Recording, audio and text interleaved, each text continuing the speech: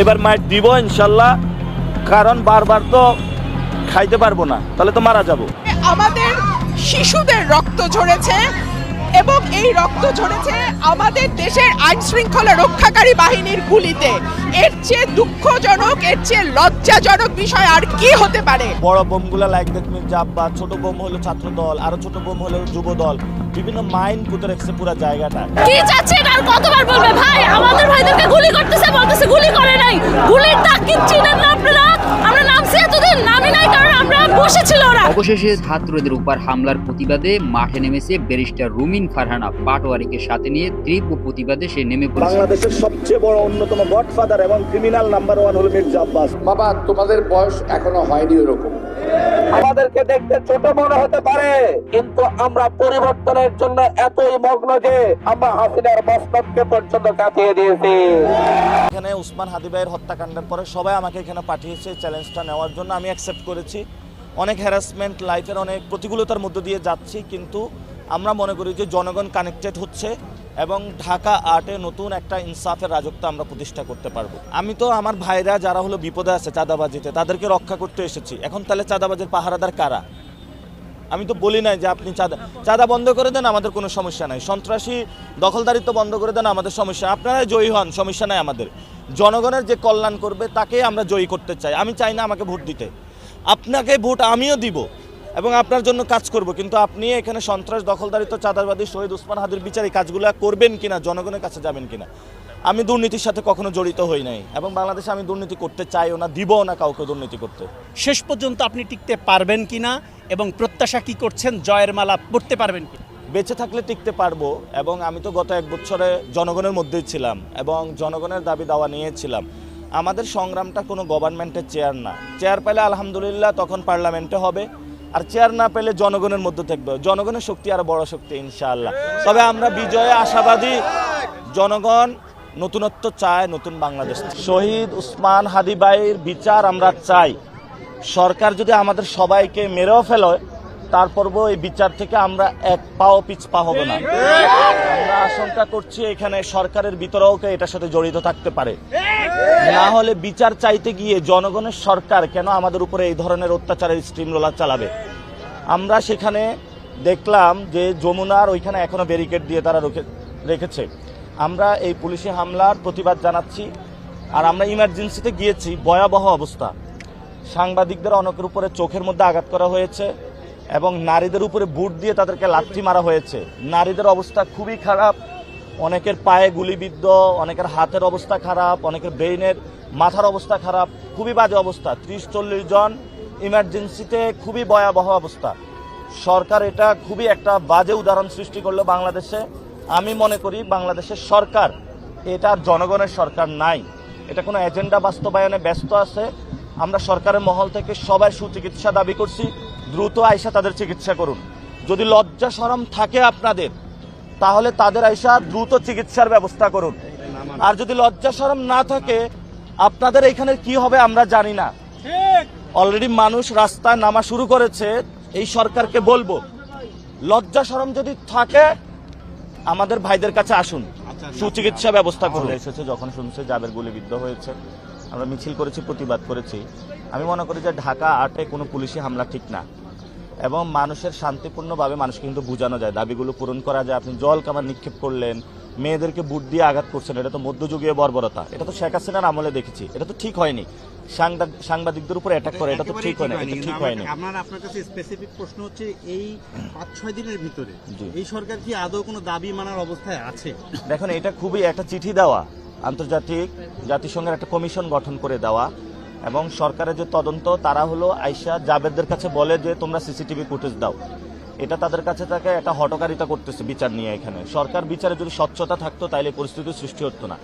সরকার বিচারের ক্ষেত্রে অনীহা দেখাচ্ছে এবং ঢিলে ঢালাভাবে কাজ করছে। আমরা মনে করি যে সরকার বিচারের ক্ষেত্রে স্ট্রিক্ট হওয়া প্রয়োজন এবং স্বচ্ছ, সবার কাছে ট্রাস্টেড একটা বিচার ব্যবস্থার মাধ্যমে উসমান হাদি ভাইয়ের বিচার প্রক্রিয়া অনুসরণ করা উচিত। আমার সন্তানরা রক্তাক্ত হয়েছে, তাদের সাথে সংহতি জানিয়ে আমি লাল পড়েছি। এটি কোনো গোষ্ঠীর আন্দোলন না, এটি কোনো দলের আন্দোলন না, এটি কোনো ব্যক্তির আন্দোলন না, এটি গণমানুষের আন্দোলন। বাংলাদেশের 17 কোটি মানুষ একদিকে, আর কিছু সুবিধাভোগী সরকারের কিছু লেজুর বৃত্তি করা মানুষ একদিকে, আমি গণমানুষের সাথে।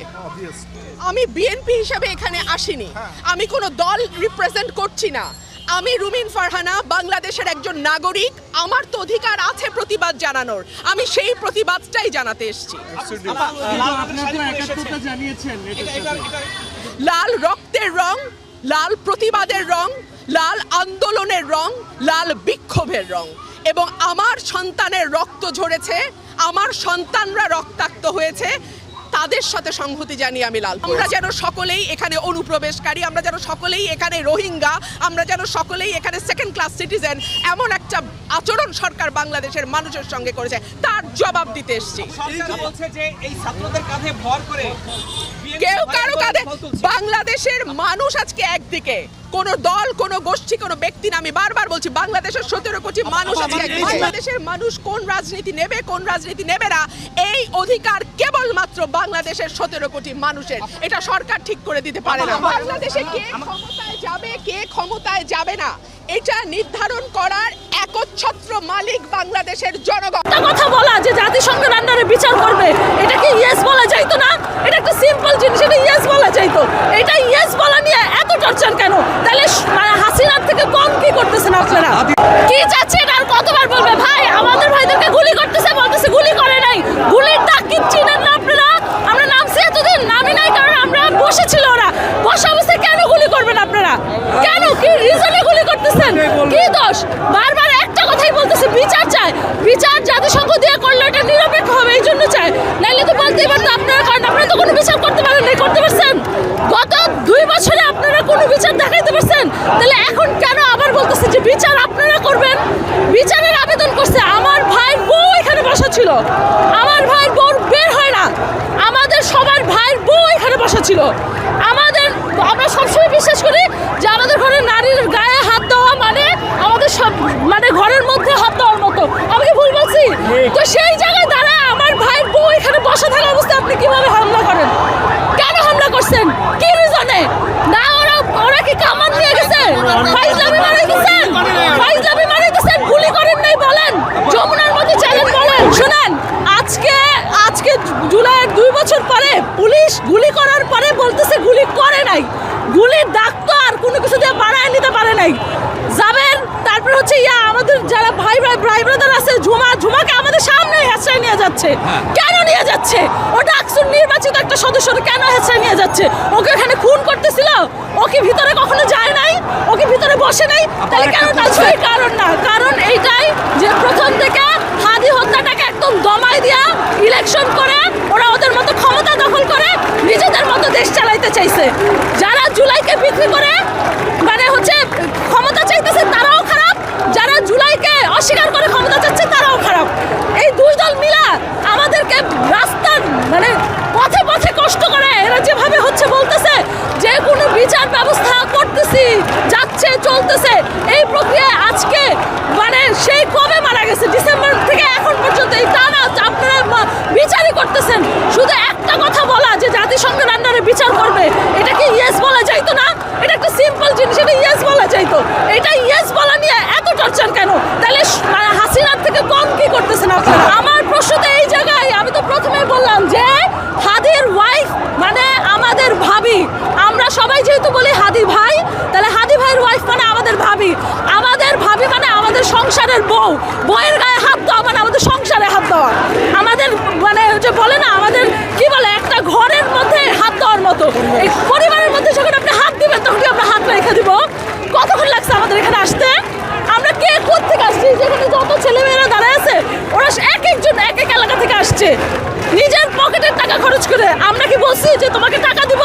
কই, মানুষ দেখি মিছিল করে টাকা দিয়ে, সেখানেও মানুষ আনতে পারে না। আর এখানে এসে দাঁড়ায় ছেলেমেয়েরা। তাহলে সেই বিচারটা করতে আপনাদের এত কষ্ট হইতেছে কেন? কেন এত কষ্ট হইতেছে? সেই প্রথম থেকে আপনারা একই গল্প বলতেছেন, শুনতেই আসি, চলে গেছি। আন্দোলনের পরে আমি কোথাও না কোথাও ছিলাম, কেউ না কেউ আমাকে দেখছেন, কিন্তু এরপরে আমি সরে গেছি যে আমার লাগবে না কিছু এখান থেকে। কিন্তু আমাদের এখানে এই যে আমাদের সবাইকে এখানে কেন দাঁড়ায় আছি আজকে? কারণ আমরা তো চাই নাই যে আমাদের দেশ ধ্বংসে চলে যাক, আমাদের দেশে কেউ কথা না বলতে পারে। আমাদেরকে দেখতে ছোট মনে হতে পারে, কিন্তু আমরা হাসিনার মসনদকে পর্যন্ত কাঁপিয়ে দিয়েছি।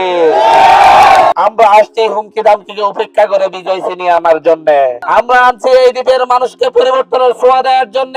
আমরা আসছি আপনাদের হয়ে কথা বলতে, আপনাদের জন্য লড়তে। আমাদের বয়স কম হতে পারে, কিন্তু আমাদের মধ্যে অদম্য ইচ্ছা আছে, আমাদের মধ্যে অদম্য সাহস আছে পরিবর্তনের। আমাদেরকে দেখতে ছোট মনে হতে পারে, কিন্তু আমরা পরিবর্তনের জন্য এতই মগ্ন যে আমরা হাসিনার মসনদকে পর্যন্ত কাঁপিয়ে দিয়েছি। আমাদের যারা পথে প্রান্তরে এখনো হুমকি দামকি দেয়, তারা হয়তো জানে না, তারা যখন পালিয়েছিল তখন আমরা রাজপথে সোচ্চার হয়ে তাদেরকে যারা ধমক দিয়েছিল, তাদের উপর যারা অত্যাচার করেছিল, তাদের বিরুদ্ধে লড়েছিলাম। আমরা কখনো মাথা নোয়াবার নয়। আমরা মনে করি এই দেশের মানুষের অধিকারগুলো বুঝিয়ে দেওয়ার দায়িত্ব এই দেশের সরকারের। বাহারে মার খেয়ে এসেছি, এবার মার দিব ইনশাল্লাহ, কারণ বারবার তো খাইতে পারবো না, তাহলে তো মারা যাব। আচ্ছা, উনি ফরেন খায় তো কর্মীদেরকে বাংলা দেয় কেন? কর্মীদেরকে ফরেন দিবে, আর ফরেন না দিলে আমরা বলবো যে এসব ঢাকা হাটে চলবে না। ইলেকশনের টাইমে আসলে কারো হাতে অস্ত্র দেয়, কারো হাতে মাদক দেয়। মাদক অস্ত্র এগুলা থেকে ঢাকা হাটবাসীকে বলবো আপনারা 12 তারিখে মাদক এবং অস্ত্রের বিরুদ্ধে ভোট দিবেন। এবং যথেষ্ট সন্ত্রাসী কার্যক্রম হয়েছে, আমরা সহ্য করব না। আমাদেরকে নাকি হুমকি পাচ্ছি, বিভিন্ন জায়গায় গোয়েন্দা রিপোর্ট আসতেছে, জনগণ থেকে রিপোর্ট আসতেছে, আমাদেরকে নাকি মাইট দেওয়া হবে। এবার আসুন ইনশাল্লাহ শক্ত হাতে প্রতিরোধ করবো ইনশাল্লাহ। হাবিবুল্লাহ বাহারে মার খেয়ে এসেছি, এবার মাইট দিব ইনশাল্লাহ, কারণ বারবার তো খাইতে পারবো না, তাহলে তো মারা যাব। এবার কিছু দিব উত্তম মাধ্যম ইনশাল্লাহ। আর আরেকটা বিষয়, আজকে নাকি বাইতুল মুকাররমে একজন আসবেন অপবিত্র, তো সেইখানে রাস্তাঘাট সব কিছু বন্ধ করে দেওয়া হয়েছে। তো এটা কি প্রাইম মিনিস্টার নাকি জমিদারি এলাকা?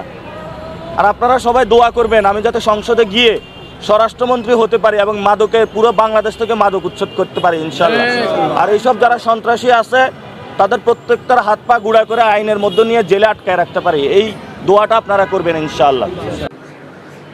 উনি তো বিএনপি স্থায়ী কমিটির সদস্য, ভদ্র মানুষ উনি, ওনার কর্মীর হাতে মাদক কেন? যারা এইসব মাদক কর্মীদের হাতে তুলে দেয়, আমরা ওদের বুড়িগঙ্গার পানি খাওয়াবো, একটু টেস্ট করে দেখুক কেমন। ছাত্রদল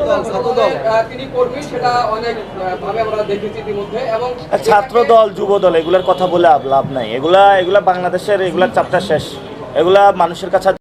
ইনকিলাব মঞ্চের যে হাদি হত্যার বিচারের দাবিতে উত্তাল সমাবেশ মিছিল, এবং সেটা নিয়ে কিন্তু ইতিমধ্যে আপনারা জানেন পাটোয়ারি, রুমিন ফারহানা সহ সকলেই কিন্তু একে একে সেখানে গিয়ে একত্রিত হয়েছিল। আপনারা জানেন যে কিছু ভিডিও আমরা ইতিমধ্যে দেখিয়ে দিয়েছি, আরও কিছু ভিডিও কিন্তু অত্যন্ত গুরুত্বপূর্ণ ছিল, যেগুলো দেখলেই অবশ্যই বুঝতে পেরেছেন যে আসলে কতটা গুরুত্বপূর্ণ ছিল। এবং পুলিশের লাঠিচার্জ সহ যে দেশের বিভিন্ন স্থান থেকে যাওয়া যে শিক্ষার্থীদের উপর এরকমভাবে নির্যাতন করেছেন, তা নিয়ে কিন্তু অবশ্যই অনেকের মনে কিন্তু বিক্ষোভ এবং অনেকের মনে ক্ষোভ সৃষ্টি হয়েছে যে পুলিশ প্রশাসন ন্যায়ের পদে থাকবে, কিন্তু তারা কিভাবে এমন অনৈতিক কাজের সঙ্গে সম্পর্কিত থাকতে পারে।